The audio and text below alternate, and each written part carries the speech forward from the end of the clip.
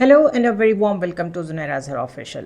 13th of June 2025 को यानी एक दिन पहले इजराइल ने जो डायरेक्ट ब्रॉड डे लाइट में अटैक किया है ऑन ईरान, ये शायद दोनों मुल्कों की हिस्ट्री में पहली डायरेक्ट वॉर है। पिछले साल अप्रैल में एस्केलेशन ज़रूर हुई थी, लेकिन उसमें दूर से ही एक दूसरे के ऊपर जो बराज ऑफ मिसाइल्स फायर किए गए थे वो बीच में ही इंटरसेप्ट हो गए थे। कोई बहुत मेजर डैमेजेस नहीं हुए थे। वाई आई से कि मेजर डैमेजेस नहीं हुए थे, because this time this is an informed attack. Properly military personnel जितना था यूएस का मिडल ईस्ट में, उन सबको यूएस सिटीजन्स को एडवाइजरीज जारी हुई कि आप यहाँ से इवैक्यूएट कर जाएं, because this is going to turn into a war zone. It means के प्लानिंग पहले हो चुकी थी, ये कैलिब्रेटेड अटैक है। इसके जवाब में ईरान ने कल रात में जो मिलिट्री रिस्पांस दिया है, उसके ऊपर तो बाद में बात करते हैं कि उसका क्या इम्पैक्ट क्या है, बल्कि उसके ऊपर बात करना उतना इम्पॉर्टेंट है नहीं जितना कुछ और एस्पेक्ट्स पे गौर करना ज़रूरी है, इसलिए आज I will focus on that. सबसे पहली बात तो ये कि एज अ रिस्पॉन्सिबल स्टेट अक़वाम मुत्तहिदा से ईरान ने रब्ता किया, सलामती काउंसिल का इजलास बुलाया गया है, विच शोज़ कि ना सिर्फ ये कि नेगोशिएशंस के लिए तैयार था ईरान, जो ऑलरेडी चल रही थी ट्रंप एडमिनिस्ट्रेशन की और इरानियन ऑफिशल्स की, बीच में IAEA international atomic energy agency के लोग भी शामिल थे। इसका मतलब है कि अगर हम वो मंत्रा या वो नैरेटिव बाय करें नेतन्याहू का, जिसमें मुस्तकिल नेतन्याहू में एक नाम लेके कह रही हूँ, ये इतना पुराना कैरेक्टर है जो इस एजेंडे पे चल रहा है, और जाहिर है वो एक अकेला तो नहीं है, उसके पीछे पूरा एक सिस्टम है, पूरा एक मैकेनिज्म है, एक सिक्योरिटी अपरेटस है और एक आइडियोलॉजिकल फोर्स है। 1992 से नेतन्याहू ये कह रहा है कि 2 साल में इरानियन बॉम्ब तैयार हो जाएगा, 3 साल में हो जाएगा। 1995 में he wrote a complete book on it कि किस तरह बिल्कुल स्टॉक पाइल्स तैयार हैं और न्यूक्लियर वॉर के लिए तैयार रहना चाहिए दुनिया को, because Iran is getting there. और आज भी जब उसने अटैक कर दिया है इवेंचुअली, अभी तक ये प्रूव नहीं हो सका कि जो कुछ वो कह रहा है वो सच है कि नहीं, which means it is another judgment call by Israel कि this is the right time to attack Iran, because Middle East में और तो जितने कंट्रीज़ थे वो सारे कॉम्प्रोमाइज़ हो चुके हैं। वहाँ पे इजराइल अपना फुटप्रिंट सिक्योर कर चुका है। लीबिया को देखें, इराक को देखें, सीरिया को देखें, लेबनान को देखें, जॉर्डन तो इतना ज़्यादा सिंक्ड है, वेल सिंक्ड है रादर विद इज़राइल कि वो इंटरसेप्ट कर रहा है मिसाइल्स जो ईरान से आ रहे हैं। इस तरह इजिप्ट को देखें तो सीसी उस कॉन्वॉय को वहाँ से गुजरने नहीं दे रहा, जो सिर्फ सिंबॉलिक एक बहुत सारे लोगों का एक यूँ समझिए कि एक मार्च हो रहा था गाज़ा की तरफ कि हम वहाँ जाके ये सिंबॉलिकली, जैसे पहले वो एक बोट आ रही थी जिसमें ग्रेटा थनबर्ग थी, उसी तरह ये कुछ लोग मार्च कर रहे हैं टूवर्ड्स द गाज़ा क्रॉसिंग कि हम सिर्फ सिंबॉलिकली ये रजिस्टर कराना चाह रहे हैं कि ह्यूमैनिटेरियन एड गुजरने दें। और इजिप्शियन फोर्सेस ने उनको घेरा हुआ है और उनके ऊपर रबर बुलेट्स फायर कर रहे हैं। उन लोगों ने भी ये रिपोर्ट किया है कि just for the sake of information the world should see कि हम लोगों के ऊपर, हम जो पुरअमन दूसरे मुल्क के शहरी हैं, कोई यूरोप से आ रहा है, कोई कहीं से आ रहा है इस मार्च को ज्वाइन करने के लिए, अपना एक्टिविज़म और support for the people in Gaza दिखाने के लिए, उसके ऊपर जो घेराव कर रहे हैं और जो गोलियां मार रहे हैं वो IDF या इजरायली डिफेंस फोर्सेस नहीं हैं, वो इजिप्शियन फोर्सेस हैं। So what I am trying to tell you is कि मिडल ईस्ट सारा इजराइल के जो प्ले बुक के मुताबिक जैसा होना चाहिए था वो स्केच हो चुका है। All the countries have been compromised. अब ईरान बाकी बचा है, और ज़ायनिस्ट जितने हैं वो समझते हैं कि जब तक ईरान को डिसमेंटल नहीं किया जाएगा, जब तक ईरान में रजीम चेंज नहीं होगी, तब तक इजराइल सिक्योर नहीं हो सकता। Now, taking this argument forward, walk out from the nuclear talks किसने किया है? वॉकआउट तो कहना ही नहीं चाहिए, बिकॉज अभी संडे को फाइनल एक राउंड होना बाकी था, 6th राउंड होना बाकी था, जिसमें मुस्तकिल रीनेगोशिएशन हो रही थी। ईरान सिर्फ ये चाहता था कि उसके ऊपर से इमिजिएटली सैंक्शंस जो हैं वो हटाई जाएं, और वो कहते हैं never shoot the messenger, messenger को कभी शूट नहीं करना चाहिए। ये वैसे एक कोलोकियल टर्म है समझाने के लिए कि वो तो सिर्फ मैसेज लेके आ रहे हैं। If you shoot the messenger तो you actually send the message that you are ready for war. तो मैं इस पर बाद में आऊँगी कि हमास ने क्या रीज़न दी थी कि उसने अक्टूबर 7 को क्यों अटैक किया था ऑन इज़राइलीज़। जो इस वक्त ये सबोटाज किया है नेगोशिएशंस को बिटवीन यूएस एंड ईरान, वो इज़राइल ने किया है।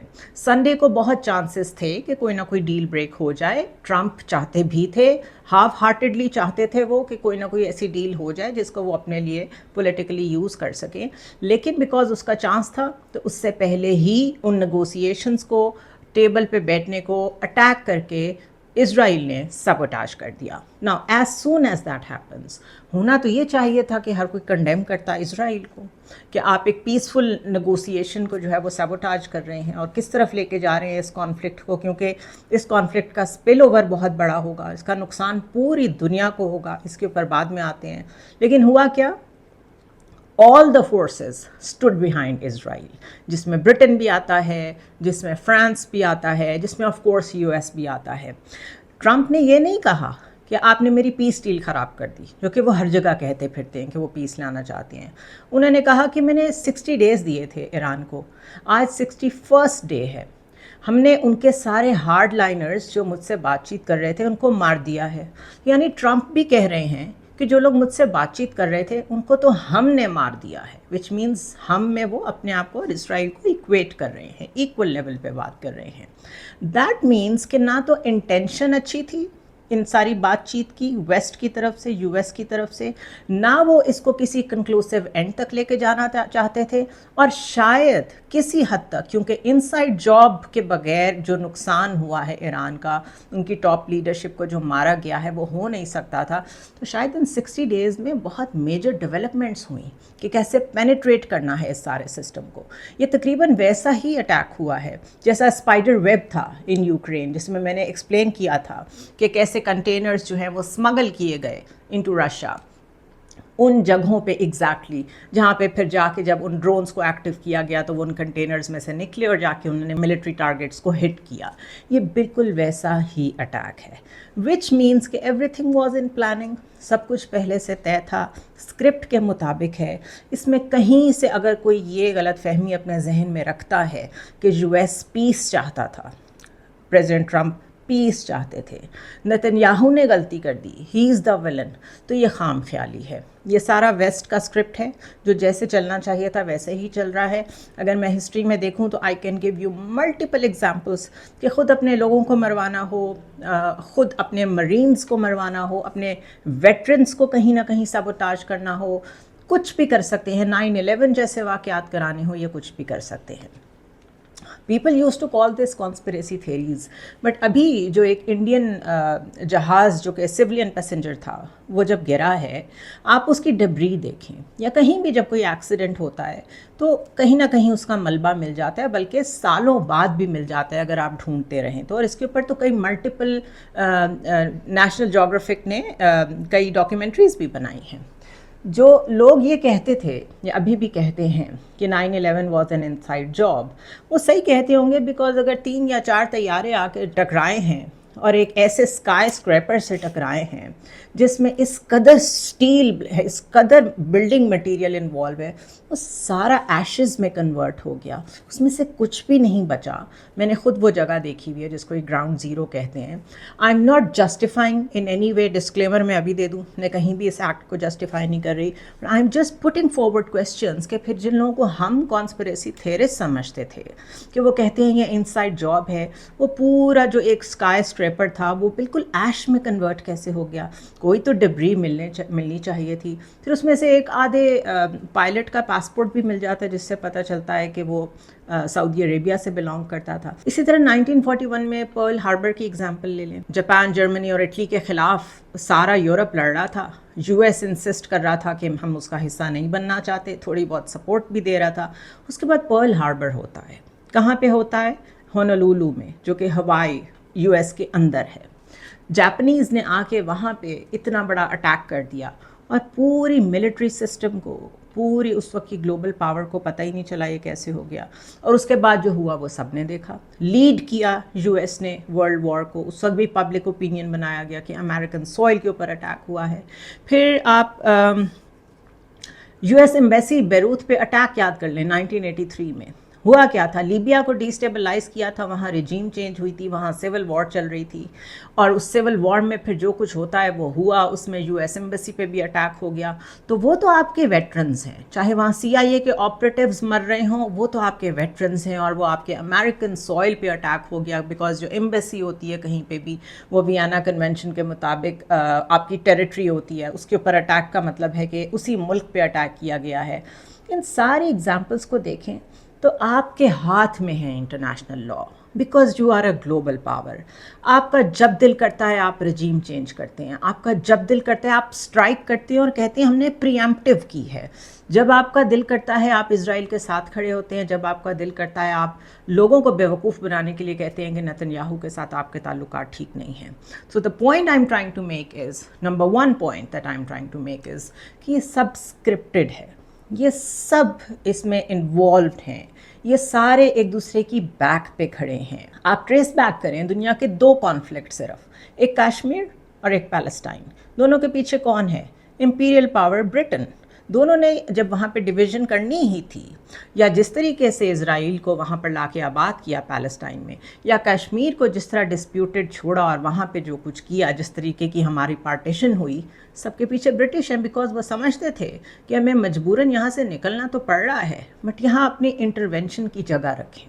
تو انٹرونشن کی جگہ رکھی، یہ الگ بات ہے کہ بعد میں اس قابل بھی نہیں رہے کہ خود ڈائریکٹ انٹروین کر سکیں، تو یو ایس کے ذریعے سے انٹروین کرتے رہے ہیں. This is the whole story of the global order that was created between 1900s and to date.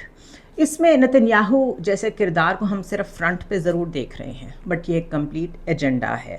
So in all this scenario Iran has emerged as a responsible state, جو ابھی تک IAEA کو access بھی دینے کو تیار تھا. حالانکہ ایٹامک انرجی ایجنسی نے جو رول پلے کیا ہے اس کے اوپر میں بعد میں بات کروں گی، کسی اور دن بات کروں گی، بیکاز بالکل پاک انڈیا کرائسس کی طرح یہ کرائسس بھی اتنا ہورائزن بڑا ہے اس کو ایک دن میں 2 دن میں ڈیفائن نہیں کیا جا سکتا. So as a peaceful country Iran was trying its best for its people کہ اتنے عرصے سے جو سینکشنس لگی ہوئی ہیں وہ ختم ہو، ہم جو انرجی یوز کرنا چاہتے ہیں، civilian use of nuclear energy, ہمیں وہ کرنے کی پرمیشن مل جائے، and so on and so forth. تو وہ تو ہو گیا ہے سبٹاج. ہیئر آن اس کا ایفیکٹ کیا ہوگا؟ اگر پرپز مان لیتے ہیں تھوڑی دیر کے لیے یہ تھا کہ ایران نیوکلیئر ہونے جا رہا ہے، نیوکلیئر بام بنا رہا ہے، وہ بنانے کے بہت قریب ہے، نمبر بھی دے رہے ہیں انٹرنیشنل اٹامک انرجی ایجنسی والے کہ تقریباً 12 یا 15 کے بیچ میں ان کے پاس نیوکلیئر وار ہیڈز موجود ہیں. تو آپ نے یہ جو اٹیک کیا ہے اس کے بعد آپ نے، اگر وہ نیوکلیئر نہیں تھے تو کیا آپ نے یہ ثابت نہیں کیا کہ بہتر تھا یا بہتر ہے کہ ان کے پاس نیوکلیئر ڈیٹرنٹ ہوتا؟ That is number 1. نمبر 2، اگر ان کے پاس نیوکلیئر بام ہے اور آپ انہیں دیوار کے ساتھ لگا رہے ہیں، بنکر بسٹر آپ اٹیک کر کے ان کو اتنا ڈیپ انسائڈ ریزیڈنسز میں اٹیک کر کے لیڈرشپ کو مار رہے ہیں، تو پھر اگر اس نے نیوکلیئر بام ڈراپ کر دیا، رسپانسبلٹی کس پہ آتی ہے؟ So how are you making sure کہ this world becomes a safe place, اگر یہ آپ کا سو کالڈ منترا ہے؟ یا how to make Israel more secure by ڈی نیوکلیئرائزنگ دا ایران؟ تو وہ ڈی نیوکلیئرائز تو نہیں اب کرے گا، بیکاز آپ نے تو جو سارے اس کے چانسز تھے کہ وہ مین فولڈ میں واپس آئے، سینکشنز ختم ہوں، اس کی اکانومی بھی بوم کرے، وہ سارے تو آپ نے جو مسائل ہیں وہ اب سائڈ پہ کر دیے ہیں. یو ایس آپ کے ساتھ کھڑا ہو گیا ہے، سارا ویسٹ آپ کے ساتھ کھڑا ہے، اور IAEA جو ہے وہ مستقل انفارمیشن جو ایران سے وڈرا کرتا رہا ہے وہ اسرائیل کو پرووائڈ کرتا رہا ہے. So Iran has no way and no one to bank on. اب اگر وہ نیوکلیئر بام ڈراپ کرتا ہے تو آپ کیا کر لیں گے، ازیومنگ کہ نیوکلیئر بام اس کے پاس ہے؟ That is number 1. نمبر 2، امام خمینی نے فتویٰ دیا تھا کہ ان ہیومن ہے nuclear bomb, it is against humanity, ایک ایسی چیز ہے، یہ ایسی کل مشین ہے کہ انسانیت کے ہی خلاف ہے. سو انہوں نے فتوے کے ذریعے سے منع کیا تھا کہ ہم ایٹامک بام کی طرف نہیں جائیں گے. اب اگر انٹرنل پریشر بلٹ ہوتا ہے، جو اس وقت آپ وہاں کے لوگوں پہ اٹیکس کر رہے ہیں، ان کے اربن ایریاز پہ اٹیک کر رہے ہیں، ان کو کسی قابل نہیں چھوڑ رہے، ان ادر ورڈز ان کو دیوار کے ساتھ لگا رہے ہیں. اب اگر فتویٰ آ جاتا ہے کہ ہماری سالمیت کے لیے، ہماری سیکیورٹی کے لیے ایٹامک بام انیویٹیبل ہے، تو اگر انہوں نے نہیں بھی بنایا اور اب وہ آگے سے ہیئر آن بنانا شروع کر دیتے ہیں اور اس میں ان کی رشیا ہیلپ کرتا ہے, چائنا ہیلپ کرتا ہے, کوئی بھی اور ہیلپ کرتا ہے, یا اگر وہ 50% بنا چکے تھے تو 50 سے 80 میں جانے میں ان کو کتنا ٹائم لگے گا, یہ بھی ہم سوچ لیں گے. بیکاز اب اس ریجن کے پلیئرز اکٹھے ہوں گے, بیکاز دے نو کہ اسرائیل اور یو ایس اگر یہاں پہ ڈائریکٹ وار کے لیے پہنچ گئے ہیں تو پھر BRI بھی افیکٹ ہوگا, پھر افغانستان میں جو ہم امن لانے کی بات کر رہے ہیں وہ بھی افیکٹ ہوگا, پاکستان بھی افیکٹ ہوگا, تو پھر اس ریجن کے لوگ تو اکٹھے ہوں گے, ریلی ہوں گے بیہائنڈ ایران. تو آپ مجبور کر رہے ہیں ایک ریجن کو اکٹھا ہونے کے لیے ایک اور وار کے لیے. اس سب میں پیس میکنگ کہاں گئی؟ اس سب میں آپ کا role as a deal breaker, peacemaker کہاں گیا؟ سو دس از آل اے کریپ, دس از آل اے ہوکس, دس از آل اے فساد. اس سب کے پیچھے صرف ٹیریٹوریل عزائم ہیں. There is a normalization of genocide here, Europe میں ہو رہی ہے. ہولوکاسٹ کی ریویژنزم چل رہی ہے کہ اس کو کچھ اور نام دے دیں, وہ تو کچھ اور تھا, یہ جو ہو رہا ہے وہ جینوسائڈ نہیں ہے, یہ کچھ اور ہے. یہ ٹیریٹوریل انٹیگریٹی ہے آف اسرائیل, یہ پرومسڈ لینڈ ہے آف اسرائیل. سو آپ ریویژنزم کیے جا رہے ہیں, ہسٹری اپنی مرضی سے ری رائٹ کیے جا رہے ہیں. سارے آپ نے مڈل ایسٹ کی جو بیلٹ ہے اس میں رجیم چینج کر دی ہے, جہاں آپ کا دل کرتا ہے آپ اپنی مرضی سے انٹروین کرتے ہیں. آپ کہتے تھے ہم نے تو پری ایمپٹیو اسٹرائک کی ہے, کوئی اور کرے تو وہ ایگریشن ہے. اگر رشیا کرتا ہے یوکرین کے اوپر اٹیک بیکاز اس کے خیال میں یوکرین اس کا انٹیگرل پارٹ ہے تو وہ ایگریسر ہے. لیکن جب اسرائیل ایران کے اوپر اٹیک کرتا ہے تو آپ کہتے ہیں Israel has a right to defend itself, تو پھر Iran also has a right to defend itself. So یہ وہ پوائنٹس ہیں جو اس سارے سینیریو میں سب سے پہلے میرے ذہن میں آئے, جس میں hypocrisy of the global order, جس کی میں اکثر بات کرتی رہتی ہوں, بہت امپورٹنٹ ہے. This is why new systems will emerge, this is why new global order will emerge, and this is the beginning of the collapse of the old global order, so called liberal order. I'll see you tomorrow.